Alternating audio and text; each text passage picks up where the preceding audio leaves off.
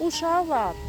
Bura çox gözəldir. Montenegroda bizi Milli Parka gətiriblər və parkda hal-hazırda hava çox pis idi, dəhşət idi, yəni soyuq idi. Pis də deməyim, soyuq idi həqiqətən. Amma indi birdən-birə gün çıxdı və bu günü görən kimi mən videonu başladım çəkməyə.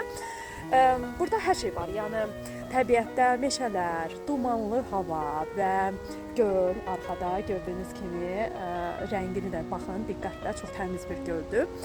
Yəni bax belə, həqiqətən super möhtəşəm görüntüdür. Ümumiyyətlə təbiətlə ilk dəfə belə yaxınam. Bundan öncə heç vaxt belə təbiətdə açıq yəni gəzməmişdim.